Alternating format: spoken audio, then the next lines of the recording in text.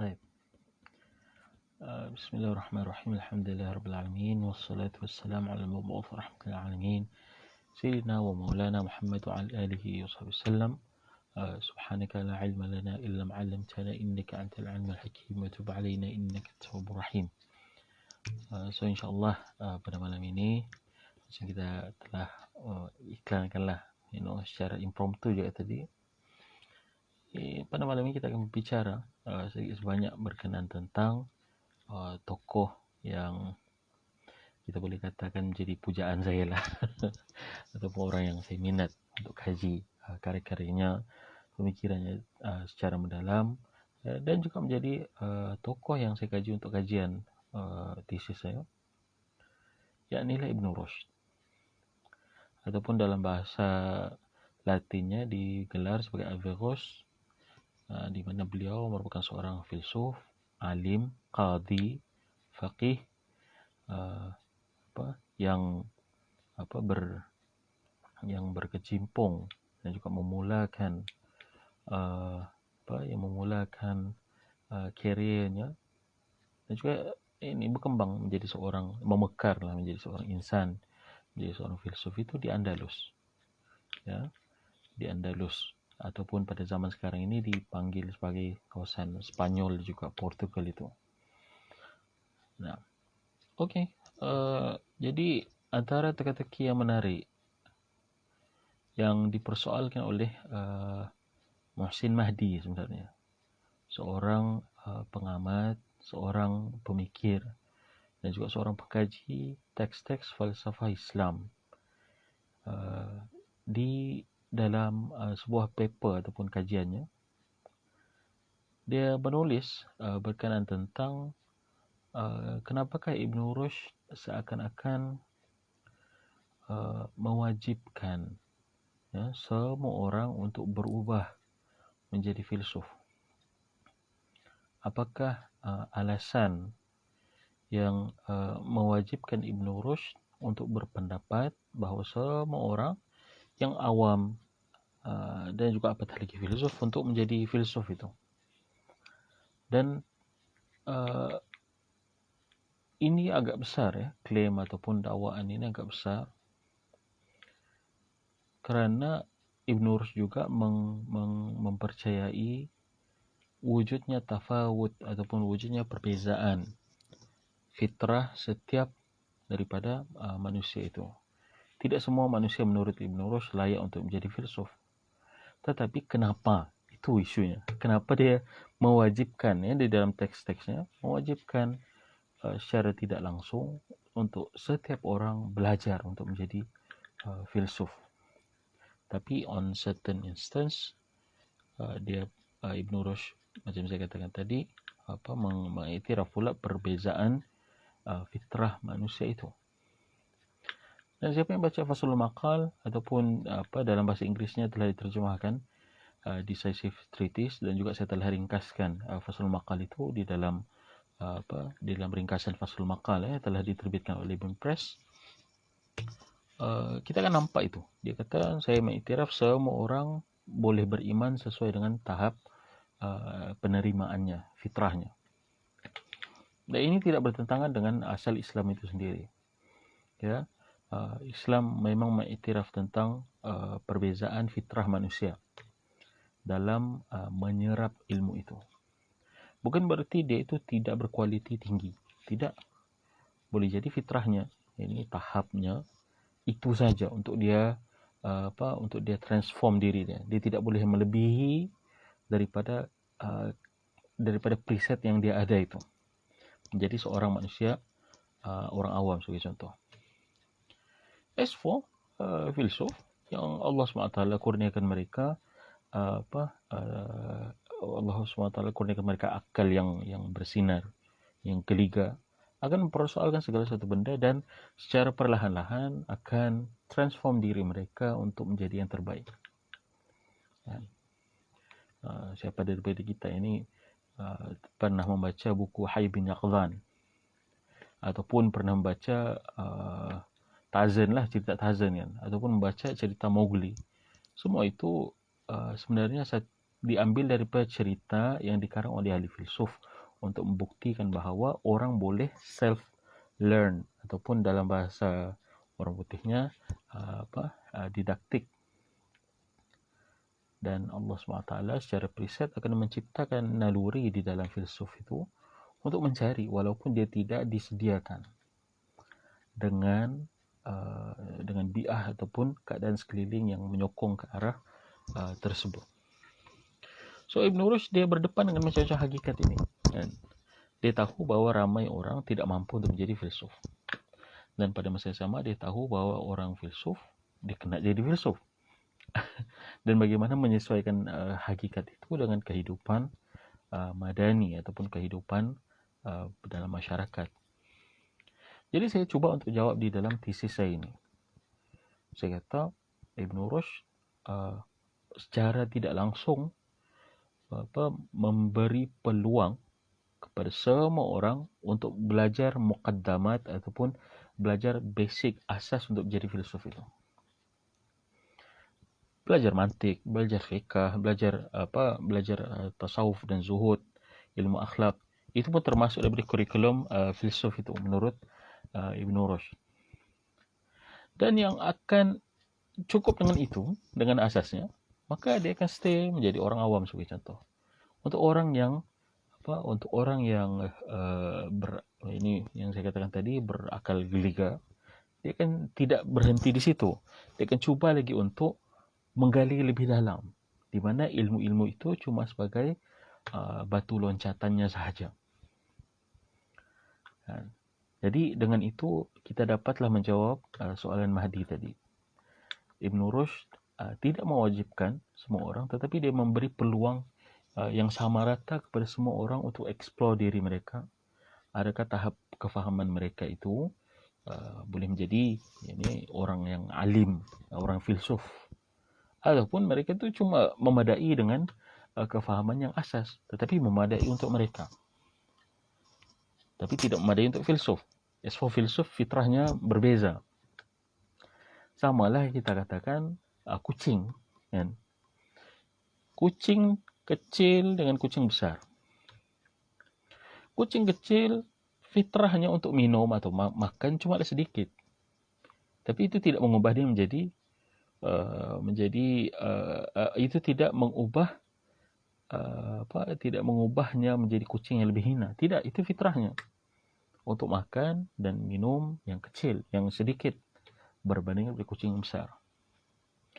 Sementara kucing besar kita bagi makanan, minuman yang sama macam kucing yang kecil, dia tidak akan cukup. Maka begitulah yang saya faham daripada teks Ibn Rushd. Kalau kita baca secara kolektif, kita jangan hanya baca Fathul Maqal.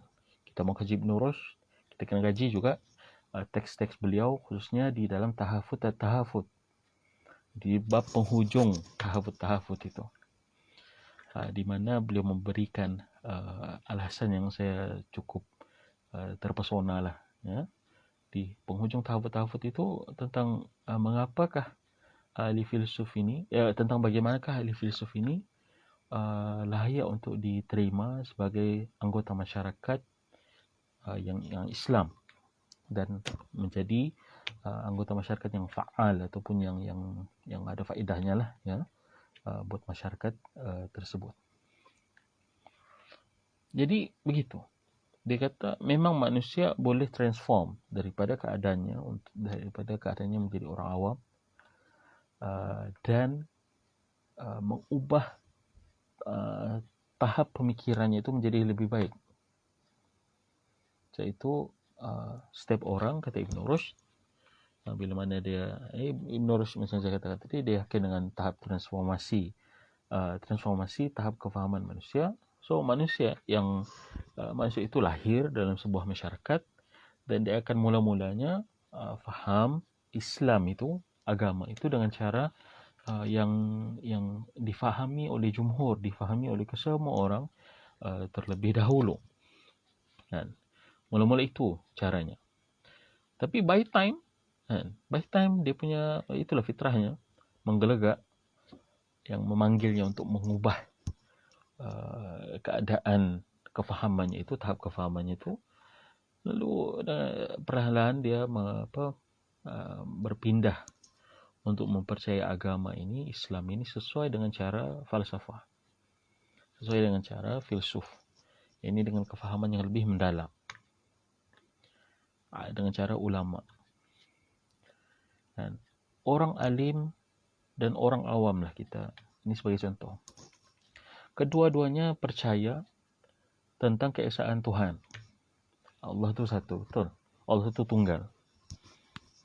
So, adakah kita mau katakan cara kefahaman orang awam itu salah apabila orang alim tersebut dia memahami ketunggalan Tuhan dengan kefahaman yang lebih mendalam?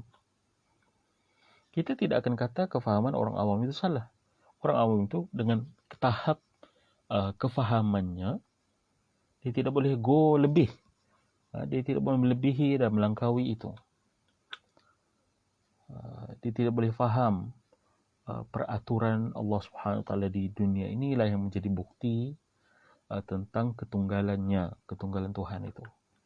Sementara bagi seorang alim, apatah lagi seorang saintis sebagai contoh, dia melihat, menyaksikan keajaiban-keajaiban di dunia ini menjadi bukti kepada keesaan Tuhan.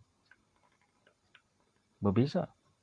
Orang awam kalau kita cerita tentang sains, cerita tentang peredaran bumi, peredaran matahari yang begitu teratur, dia cuma akan boleh angguk-angguk. Cuma dia tidak akan boleh faham keindahan susunan atur ini. Dia kata Tuhan itu satu-satu saja, kami terima begitu. Dan sementara kalau benda ini, kalau kita ceritakan dengan orang yang berpelajaran, orang yang berkefahaman tinggi, dia lantas kagum. Dia akan faham bahwa susun atur alam yang begitu teratur ini mustahil tidak ada yang mengaturkannya. Lalu daripada situlah dia mula memahami bahwa Tuhan itu tunggal. Nah, berbeza tidak cara approach, tetapi natijahnya sama. Mereka kedua-dua golongan ini mengisbatkan ketunggalan Tuhan. Maka begitulah Ibn Rushd dikata memang manusia akan transform daripada kefahaman orang awam. Misalnya saya bawa contoh tadi, ini dia faham bahwa Tuhan itu tunggal. Dia tidak persoalkan lagi. Tapi dia improve diri dia. Dia improve kefahaman dia. Dia improve cara dia untuk mencerap dunia sekelilingnya ini. Lalu menjadi zahirlah pada dirinya bahawa susun atur alam yang begitu teratur dan indah ini mustahil tidak ada penciptanya. Maka itu yang menjadi bukti kepada keesaan wujudnya Tuhan yang esa, yang mengatur keseragaman dunia ini.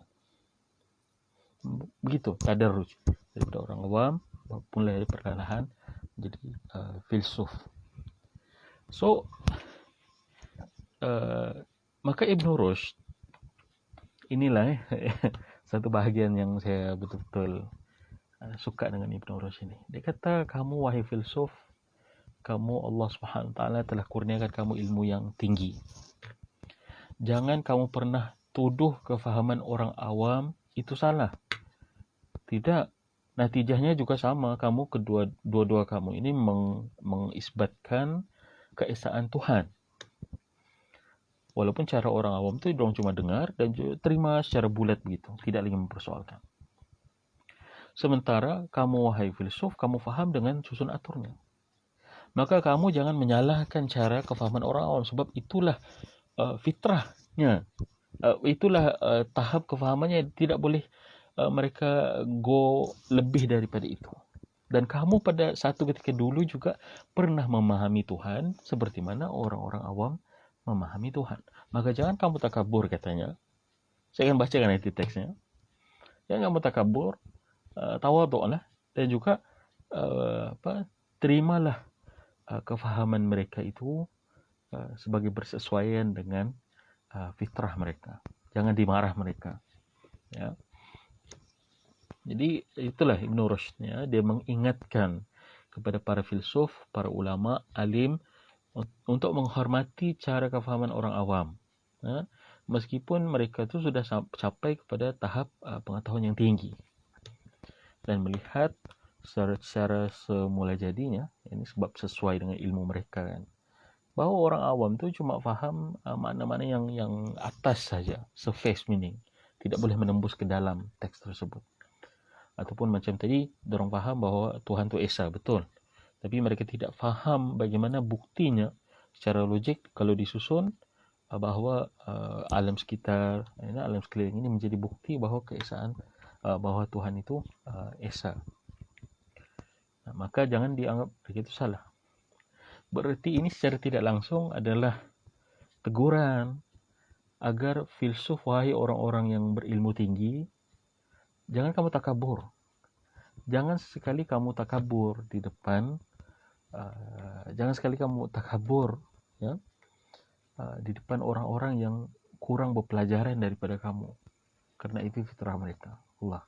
Nah itu pada saya bila mana saya temukan teks ini, saya macam terpukul lah sekejap.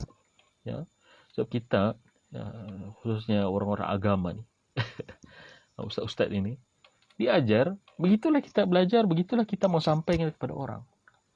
Tanpa dan selalu kita selalu benda ini terkeluar daripada iktibar kita bahawa setiap orang ini yang kita tengah mengajarkan mereka di depan ini memiliki tahap kefahaman yang berbeza. Nah, jangan kita marah mereka kalau mereka itu tidak boleh mampu ataupun tidak boleh cerap apa yang kita sampaikan.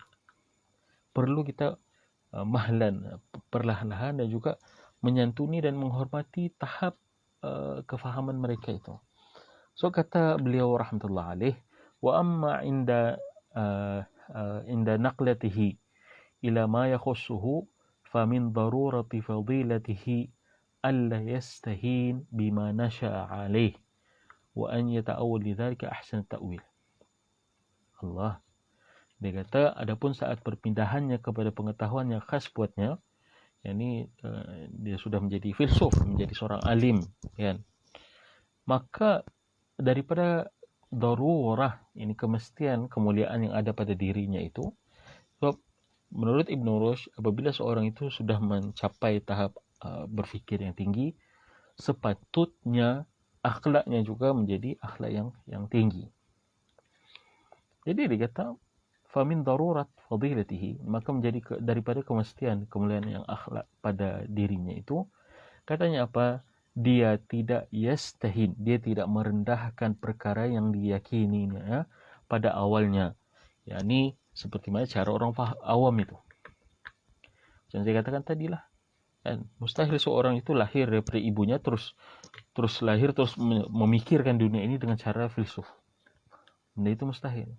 Dia belajar tadarruj, ada step by step, kan. Dan bila mana dia sudah sampai ke tahap yang tinggi, jangan dia rendahkan orang-orang yang faham dengan kefahaman orang awam ini. Kemudian katanya wa an yata'awwal lidzalika ahsana ta'wil, dan dia hendaklah mentakwilkan ini dan memahaminya dengan takwilan yang terbaik, ahsana ta'wil. Wa an ya'lam anna al-maqsud bidzalika ta'lim huwa ma ya'um la ma yakhus. Dan begitu juga, ini satu lagi poin yang menarik saya kira, begitu juga dia mengetahui betul tujuan daripada pendidikan demikian itu teks-teks agama adalah apa yang apa yang boleh dipercayai dan diyakini oleh kesemua orang. La ma yakhus, bukannya dengan intipati makna yang khusus yang hanya difahami oleh orang-orang yang berakal tinggi ataupun berpelajaran lah, kan. Jadi begitu. Tengok ini Ibn Rushd rahmatnya kepada orang awam. Dia kata memanglah cara kamu memahami, dia kata kepada filsuf ini, cara kamu memahami memanglah berbeza daripada cara orang awam. Dan maka kamu yang kena takwilkan kefahaman kamu. Kamu yang kena takwilkan kefahaman kamu terhadap kefahaman mereka itu. Boleh jadi mereka itu orang awam, mereka tidak boleh melebihi tahap kefahaman yang sudah preset pada mereka. Boleh jadi. Itu cara takwilnya. Kan, jangan terus dimarah. Orang awam ini dia tidak faham saya, maka mereka itu bodoh. Memang mereka itu fitrahnya begitu. Kan? Orang yang fitrahnya begini, lalu kita jumpa dengan orang awam yang fitrahnya begini. Levelnya dia tidak boleh melangkaui ini. Inilah tahap kepandaiannya. kita yang berada di atas, kita tidak boleh kata dia ni bodoh. Kenapa? Sebab levelnya dia sudah sampai ke limit hujung daripada tahap kefahamannya itu. Maka seorang alim ataupun filsuf ataupun orang yang berpelajaran, bila mana dia baca teks ini, dan teks ini dibawakan di penghujung tahafut at-tahafut. Saya kira banyak terjemahannya sudah dibuat, ke dalam bahasa Inggeris ada, ke dalam bahasa Indonesia. Melayu saya tidak pasti kalau ada atau tidak, rasanya tiada.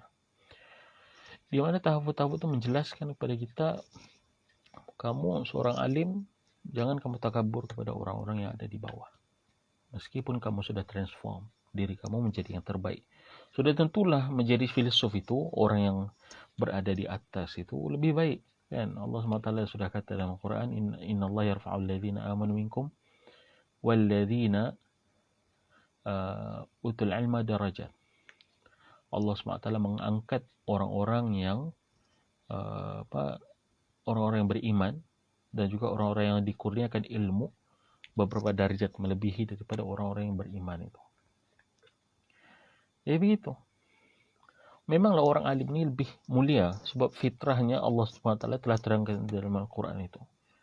Dan kita segan dengan orang alim, dengan orang yang berpendidikan, orang yang ada yang lebih berpengetahuan daripada kita. Walaupun kita tidak cakap. Dan walaupun kita tidak cakap, tapi fitrah kita sebagai manusia untuk menghormati orang yang memiliki akal yang tinggi. Maka apakah hak bagi orang-orang yang memiliki akal yang tinggi itu kepada orang-orang awam? Hormati mereka, jangan dimarah. Tarbiyah itu sesuai dengan penerimaan mereka. Kerana tujuan daripada, macam Ibn Rushd katakan di dalam teksnya tadi, al-maqsud bidzalika at-ta'lim huwa ma ya'um la ma yakhus. Tujuan daripada ilmu agama ini semuanya diajar apa? Untuk supaya boleh dicerap oleh kesemua orang secara umum. La ma yakhus. Bukannya benda-benda yang khusus. Benda-benda khusus itu kita cerita dengan orang-orang yang ini yang samalah ataupun orang yang lebih alim daripada kita. Dalam bab daripada segi mudarasah ataupun kita ulang kaji sebagai contoh kan. Maka begitu. Kita kena faham. Dan kita kena ambil ini, saya kira sebagai satu macam adab lah kan. Dan juga sebagai teladan kita akhlak daripada Ibn Rushd ini. Wallah. Dan jangan cepat melenting bila mana kita tengok orang-orang tidak faham apa yang kita ajarkan. Dan kadang kita yakin kita tahu ilmu yang kita sampaikan itu ilmu yang bagus, ilmu yang betul. Tapi level orang yang menerima itu mungkin dia tidak mampu untuk capai. Maka kita lah sebagai orang yang lebih berpendidikan, la nastahin. Kita jangan memandang rendah kefahaman orang-orang yang awam itu. Sebab itulah level mereka. Jadi begitu. Pun pada masa yang sama, daripada segi pendidikan, kita kena mengiktiraf bahawa setiap orang berhak untuk diberi peluang pendidikan yang sama rata. Dan perlu diajar 3M itu. Dan membaca, menulis, mengira. Perlu diberikan akses itu kepada semua orang supaya semua orang at least mereka mendapat pendidikan yang asas. Dan selepas itu mereka mahu memperdalami ilmu sebagai contoh kan. Maka masuklah, transformlah orang pergi lagi universiti untuk tinggikan lagi tahap kefahaman mereka. Pergilah ke postgrad kan, pasca tambah lagi tahap kefahaman sampailah menjadi doktor, profesor dan seterusnya itu. Jadi begitu. Sampailah dia menjadi apa yang Ibn Rushd tidak menggunakan istilah ini, insan kamil itu. Tidak. Dia cuma kata ini menjadi manusia yang terbaik lah. Dan itu menjadi satu kewajiban lah. Ya. Jadi kewajiban untuk seorang sentiasa belajar, mencari kemuliaannya. Sebab kemuliaan manusia ini pada ilmunya. Kita faham itu. Kita faham itu secara fitrahnya dan waqi' kita tengok di sekeliling kita sendiri. Macam saya katakan tadi lah, kita dengan orang-orang yang lebih alim, yang lebih berpengetahuan ini kita segan. kita pun tidak boleh jelaskan kenapa kita segan itu. So apa fitrahnya? Kan? Allah SWT yang telah mengatur. Berarti kemuliaan kita bukan pada pakaian, bukan pada bukan pada benda-benda yang zahir pada kita, bukan pada spek, bukan pada topi, bukan pada itu, tidak. Kemuliaan kita ialah pada akal kita. Jadi saya kira itu saja fungsi saya untuk malam ini. Cukuplah saya kira untuk mengubat rindu saya kepada Ibn Rushd. Dan mungkin selepas ini untuk PhD tidaklah lagi akan kaji pasal Ibn Rushd. Allah sedih. Mungkin kita akan buat kertas jurnal kan, ataupun pembentangan. Kita akan teruskan ini. So karya-karya Ibn Rushd perlu untuk digarbal ataupun perlu untuk dikorek dan dihidangkan buat pembaca-pembaca dan pengkaji Ibn Rushd di Malaysia inilah kan. Bukan sebagai counter tapi sebagai menghidupkan philosophical endeavor itu. Dan paling tidak kalaupun kita tidak boleh berfikir macam Ibn Rushd, tapi kita hargai kejeniusan beliau dan juga akhlaknya tadi itulah kan. Kamu sudah jadi alim, jangan kamu pernah pandang rendah orang-orang yang tidak boleh menjadi alim seperti kamu. Wallahu alam. Subhanakallah wa bihamdika, asyhadu an la ilaha illa anta, astaghfiruka wa atubu ilaik. Assalamualaikum warahmatullahi taala wabarakatuh.